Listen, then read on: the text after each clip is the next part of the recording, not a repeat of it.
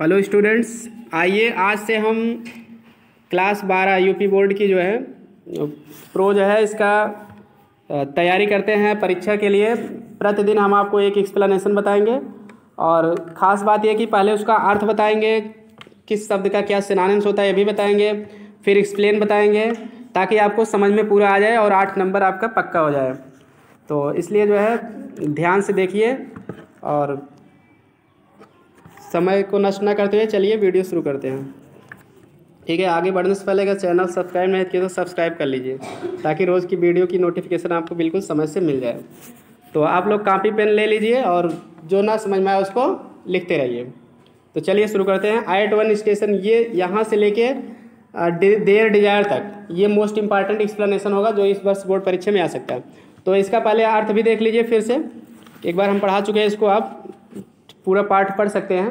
ठीक है, हमारे चैनल पे ये पूरा अपलोड है, आप प्लेलिस्ट में जाएंगे क्लास 12 की तो पूरा इस पार्ट को हम पढ़ा चुके हैं।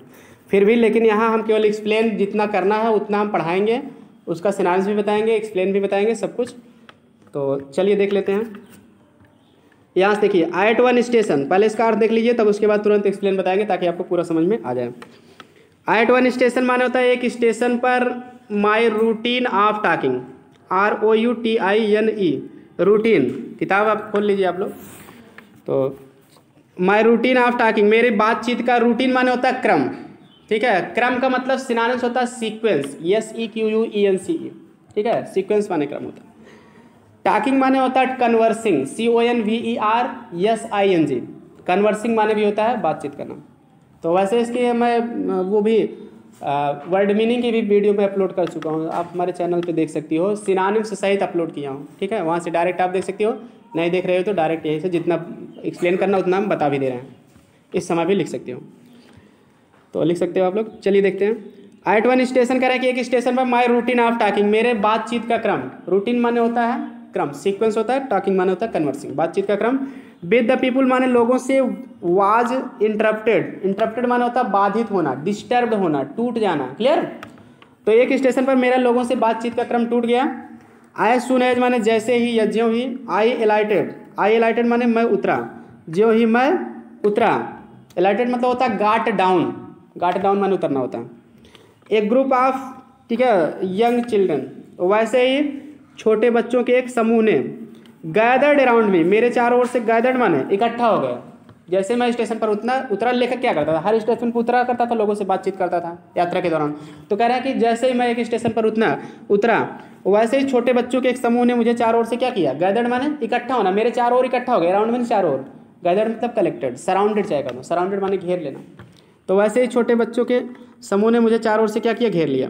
दे वेयर सेलिंग बास्केट्स, वे टोकरियां बेच रहे थे। क्या बेच रहे थे? टोकरियां।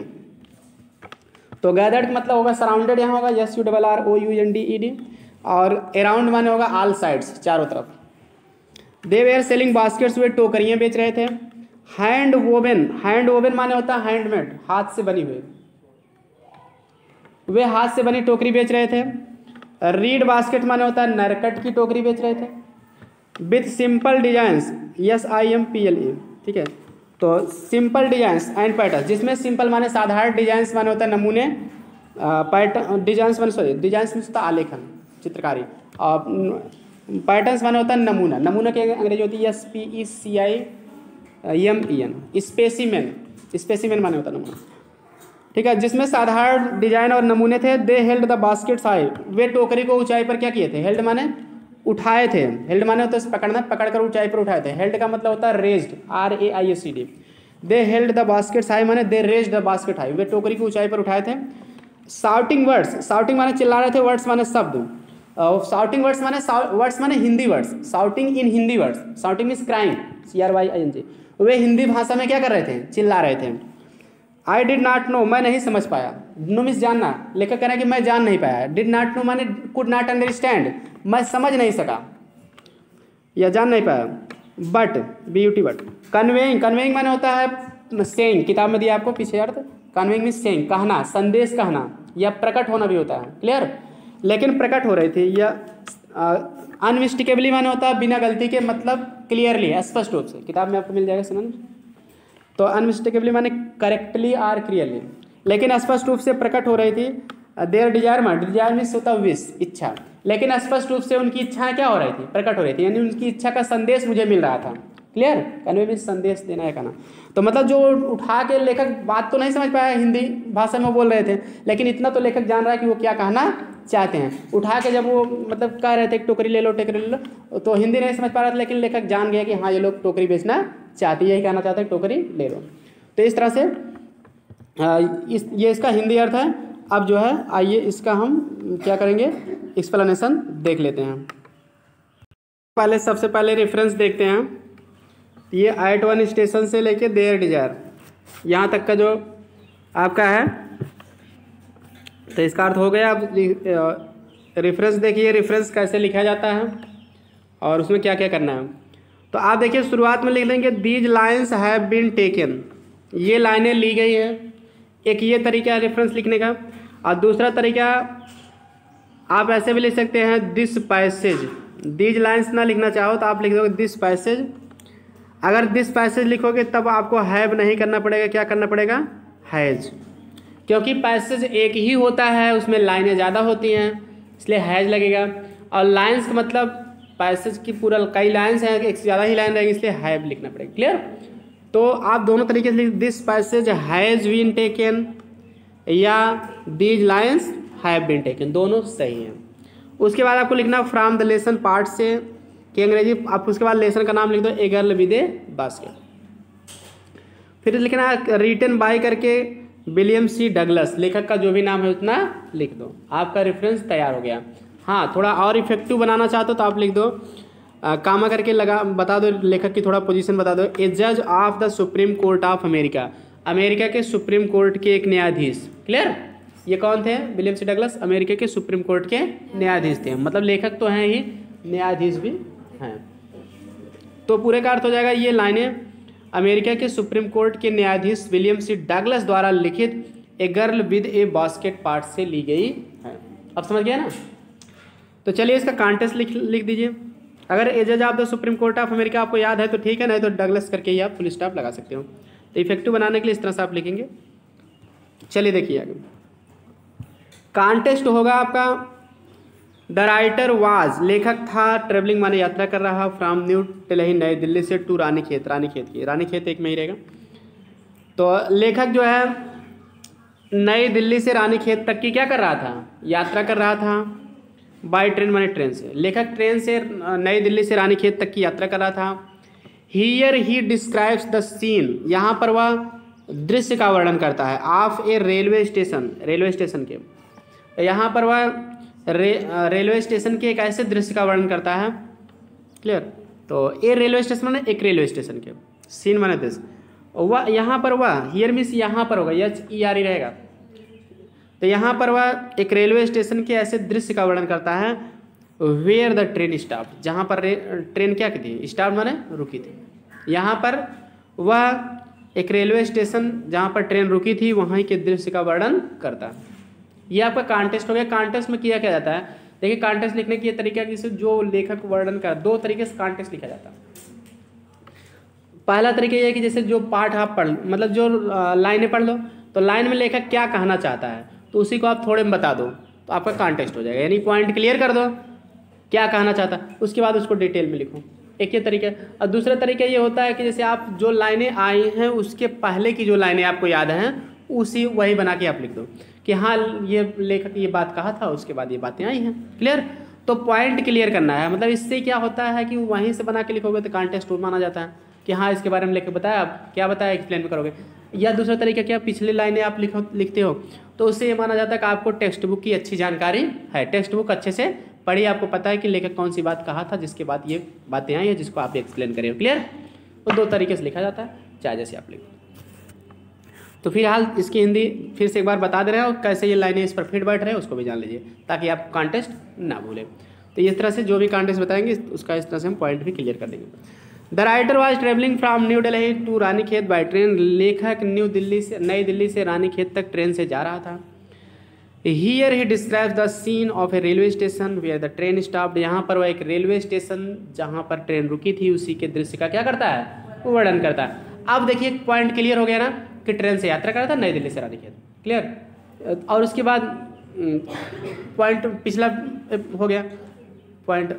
और उसके बाद आप ये भी बता दें कि देखिए जहाँ पर ट्रेन रुकी थी वहीं के दृश्य का वर्णन करता है। अब वो ट्रेन तो रुक गई थी, अब उसके बाद क्या हुआ ये चीज़ आप एक्सप्लेन में बताओगे कि हाँ भाई यात्रा कर रहा था नई दिल्ली से रानीखेत की, तो स्टेशन पर रुकती थी, वहाँ पर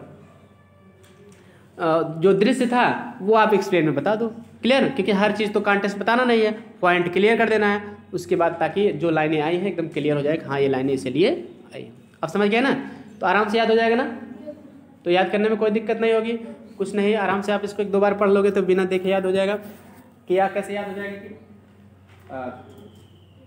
कि हियर द राइटर, ठीक है, तो टेल्स अस, वहाँ से डायरेक्ट लिख सकते हो या आप ऐसे बता दो कि द राइटर, ठीक है, वाज ट्रेवलिंग या जर्निंग दोनों कर सकते हो, from New Delhi to Ranikhet by train.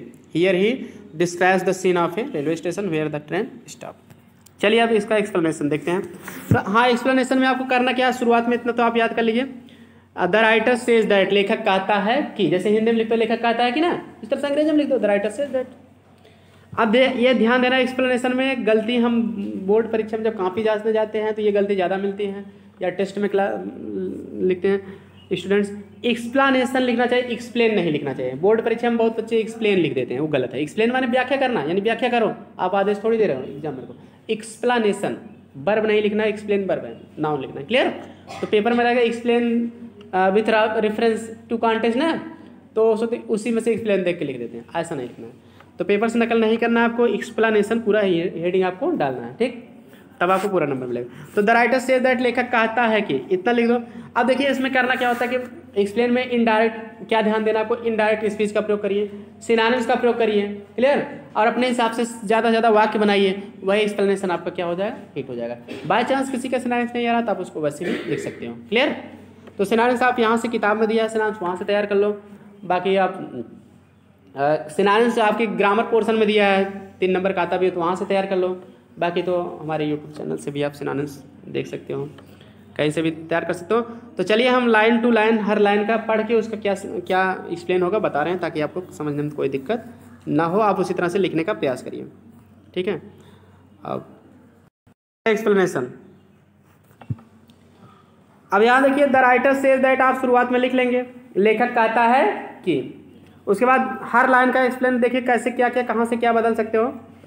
तो द राइटर सेज दैट के बाद जो लेखक कहता है कि क्या कहता है, एट वन स्टेशन, तो एट वन स्टेशन की जो आप कहते हैं एट ए स्टेशन, वन का सिनोनिम्स क्या कर दो, ए कर दो, at a station. My routine of talking, my का जगह लिख दो हिज। क्लियर? रूटीन का जगह लिख दो सीक्वेंस, SEQUENC, सिनोनिम्स बताया था ना अर्थ बताते समय। हिज सीक्वेंस ऑफ टॉकिंग का मतलब लिख दो कन्वर्सिंग, टॉकिंग मैंने बातचीत करना, conversing CONVERSING, his sequence of conversing. Clear? With the people मतलब लिख दो with the main, main means भी लोग या व्यक्ति। क्लियर? वाज इंटरप्टेड, इंटरप्टेड की जगह लिख दो डिस्टर्ब, क्या लिख दोगे, डिस्टर्ब। क्लियर?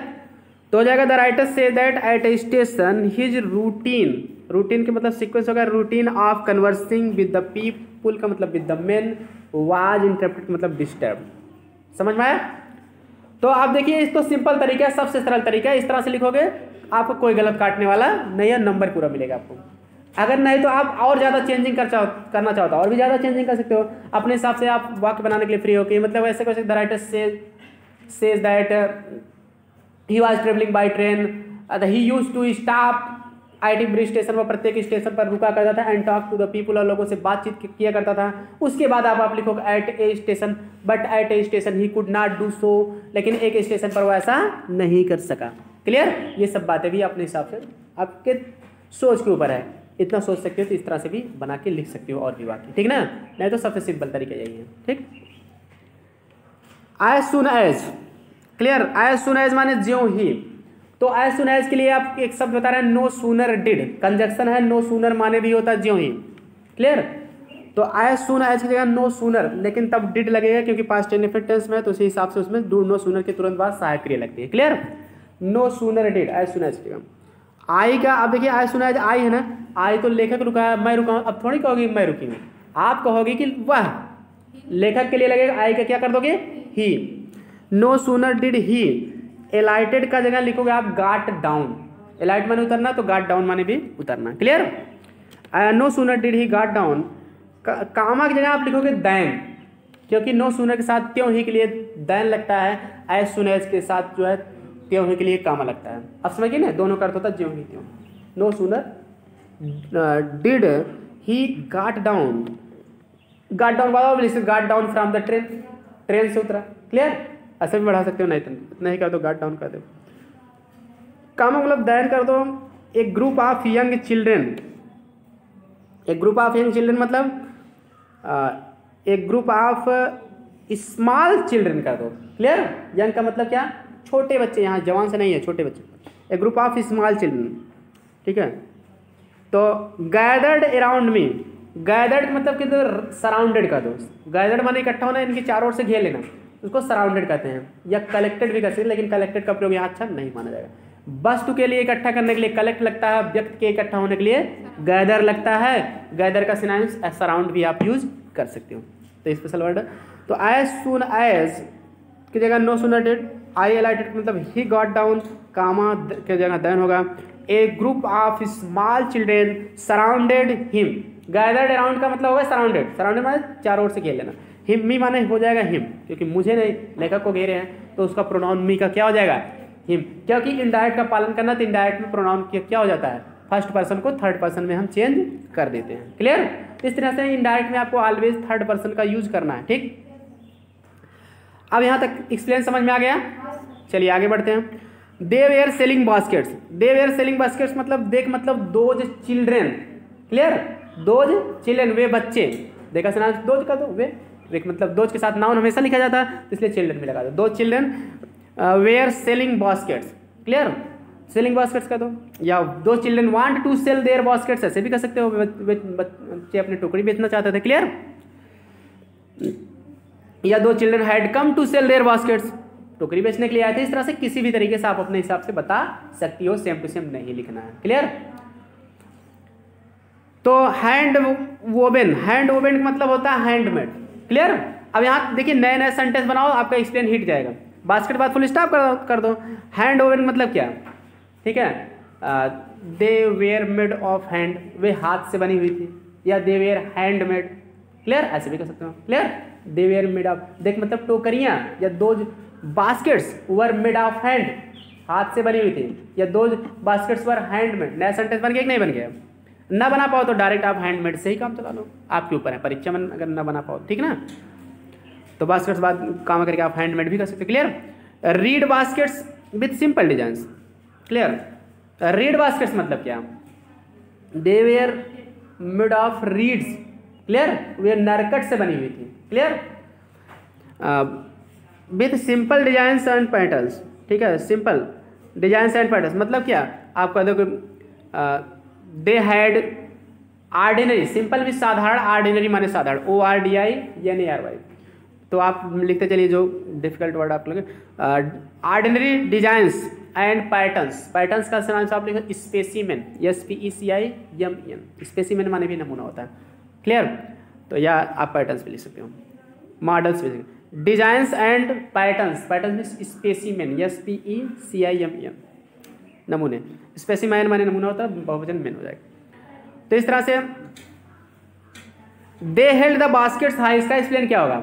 दे हेल्ड, देख मतलब दो चिल्ड्रेन वे बच्चे, हेल्ड मीन्स होता है रेज्ड, उठाना, यहाँ हेल्ड का मतलब उठाने से, raised, raised the baskets high, clear.